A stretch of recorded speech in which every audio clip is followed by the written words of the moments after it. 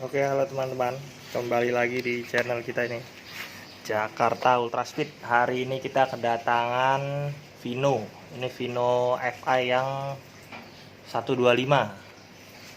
Nah, ini orangnya mengeluhkan di bagian mesinnya itu terasa kasar, terus kurang bertenaga. Nah, nanti pas dia jalan panas baru mulai terasa sedikit bertenaga gitu kan. Nah, ini kita kasih hidup dulu, coba biar kita dengerin dulu suaranya kayak gimana, biar kita tahu kondisi awalnya nih. Sekarang kita hidupin dulu coba.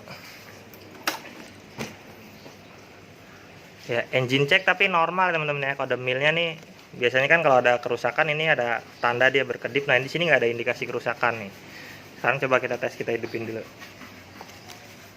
Coba deh. Nggak usah, starter aja bisa ini. Nah, suaranya kasar banget ya, ya kan? Tuh, coba digeber-geber dikit. Tuh, dapat motornya juga dapat deh ini, ya kan? Tuh, di gasnya ini telat. Nah, tuh, ini berbet nih. Sekarang buat memastikan ini suara kasar kayak gini kira-kira dari mana bunyinya, ini sekarang kita bongkar dulu. Nah, ini setelah kita bongkar kop headnya, kita ngelihat ini ada bagian setelan klep yang kendor nih. Nih. Dari samping coba ngeliatnya.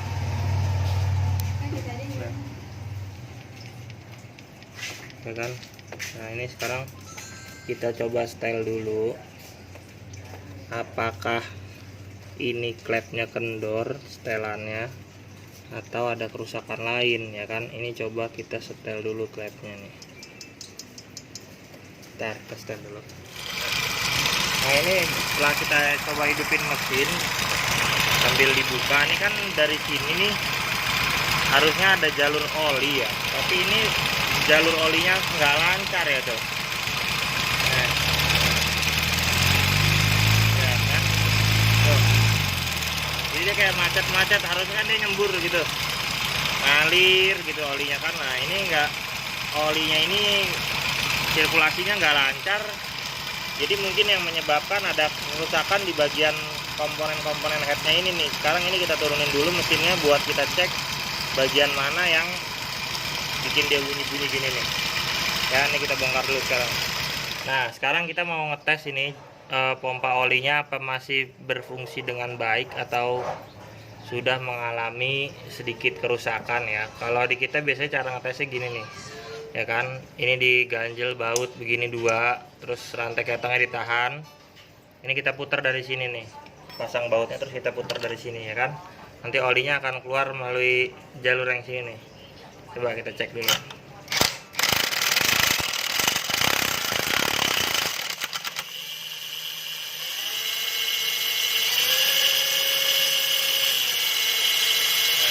Olinya keluar cuma begini doang nih.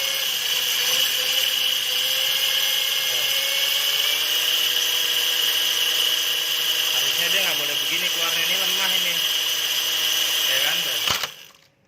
Nah, ini sekarang kita bongkar di bagian sini apa sebenarnya yang terjadi pada pompa oli. Ntar kita bongkar dulu.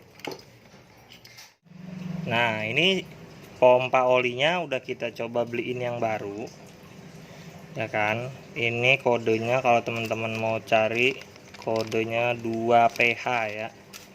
Nah, ini bendanya kayak gini nih. Sekarang coba kita bandingkan sama benda yang udah rusaknya. Nah, ini benda yang udah rusak nih. Kan. Jadi untuk mengetahui kira-kira kerusakan seperti apa yang mempengaruhi sirkulasi oli. Nah, jadi kemarin yang kita lihat ada di sini kerusakannya di bagian ini nih. Nah, ini asnya ini nih. ya kan, asnya ini kemakan udah mulai kemakan. Jadi pada saat dia dimasukin ke sini ini goyang, ya kan. Ini goyang kata nih. Nah, ini goyang yang mengakibatkan ini di dalam nih kelihatan tuh. Nah, itu tuh. Nah, itu banyak bekas-bekas gesekan ya. Jadi ini benda ini kan di dalam dia begini nih. Masuk ke dalam. Nah, kemudian pasang ininya. Kemudian dipasangin ininya. Nah, kalau ininya goyang, otomatis dia akan saling bergesekan nih. Ini juga dia udah mengalami lecet nih di sini. Nah, mungkin karena ada goyang di bagian asnya itu menyebabkan jadi tekanan oli yang naik ke bagian atas nih, yang harusnya jalan naik melalui sini, dia jadi lemah, ya kan. Nah, kalau dia yang ini kalau setelah udah kita ganti yang baru, ini kan tadi dia goyang nih, parah tuh goyangnya, kelihatan banget kan. Nah, kalau dia yang kita ganti yang baru, dia memang ada goyangnya, tapi dia sepan, artinya hanya spasi sedikit gitu tuh, nggak boleh segoyang yang tadi. Nah, ini kita ada contoh pompa oli yang lain juga nih, dia tetap ada goyang tapi nggak segoyang yang tadi tuh. Nah, jadi buat teman-teman yang ini penting sebenarnya, cuman memang kita jarang memperhatikan untuk sirkulasi oli tersebut ya, karena tanpa pompa oli ini, artinya dia tidak bisa melumasi bagian-bagian tertentu pada komponen mesin ini nih, terutama di bagian head, ya kan, terutama di bagian head, karena nggak mungkin oli bisa naik dari bawah, bisa naik ke atas tanpa ada bantuan dari pompa oli ini. Pompa oli ini nanti terhubung ke bagian truk as ini nih, ya kan, dia puter gearnya ini, puter, olinya mompa lewat jalur-jalur tertentunya itu naik dia ke bagian head. Nah, jadi perlu teman-teman perhatikan lagi ini pompa oli, karena ini mau kita coba cek setelah dipasangin pompa oli ini bagaimana sirkulasi oli nanti di bagian head, apakah jadi lebih baik atau tidak.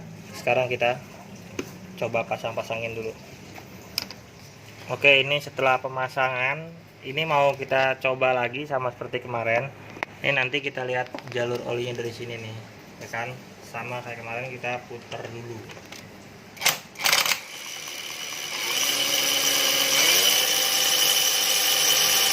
Nah, olinya tuh.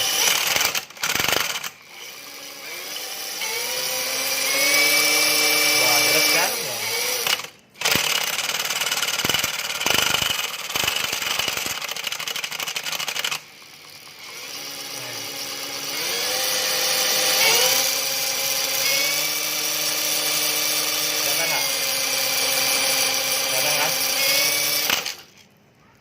Sekarang ini kita coba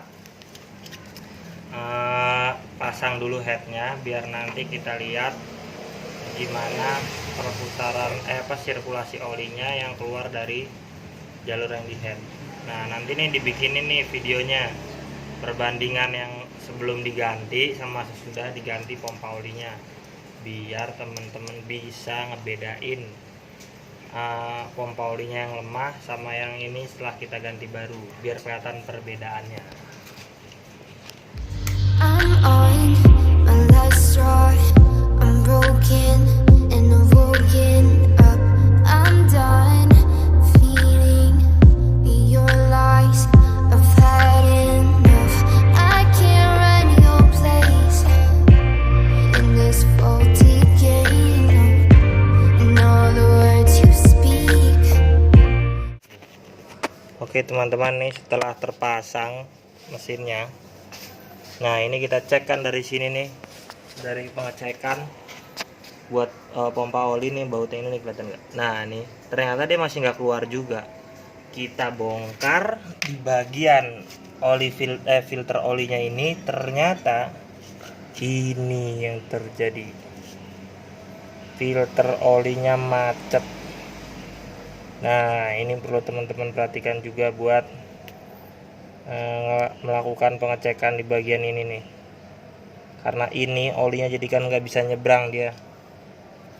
nih di bagian sini nih. Nah ini kan dia jalur oli nih, dia nggak bisa nyebrang jadinya.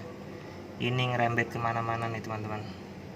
Pompa oli jadi rusak, motor mesin jadi berisik, cuma karena jalur oli di sini juga nggak normal. Sekarang ini kita coba bersihin dulu nih. Sekarang ini kita coba bersihin.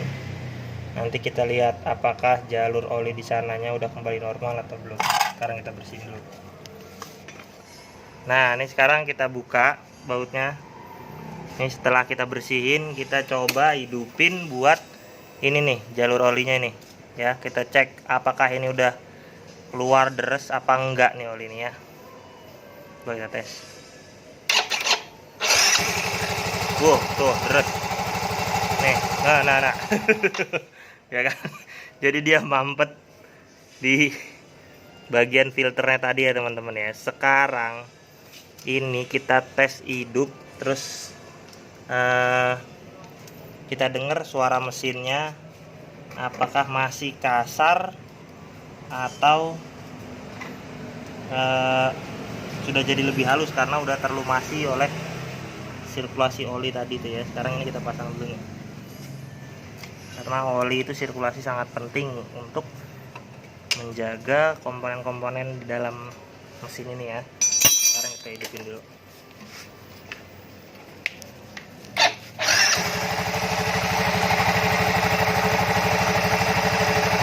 Aman sentosa ya teman-teman ya. Udah halus lagi. Nih dengerin di sini dulu. Nah ini suara-suara mesinnya udah kembali seperti semula.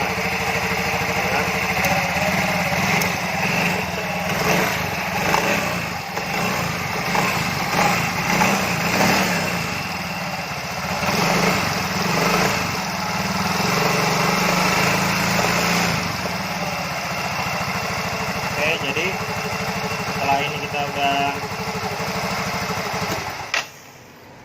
setelah ini udah kita rapihin di bagian jalur olinya. Jadi penyebabnya sebenarnya ada dua. Satu, jalur yang ada di filter oli yang tadi di sebelah sana, yang di bawah itu tadi tersumbat atau terhambat oleh kotoran-kotoran yang akhirnya menghambat sirkulasi oli ya kan.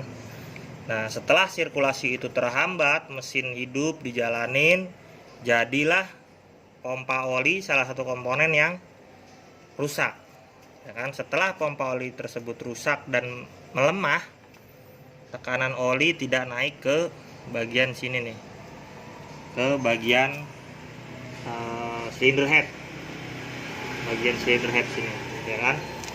Itulah yang menyebabkan kemarin setelan klepnya sedikit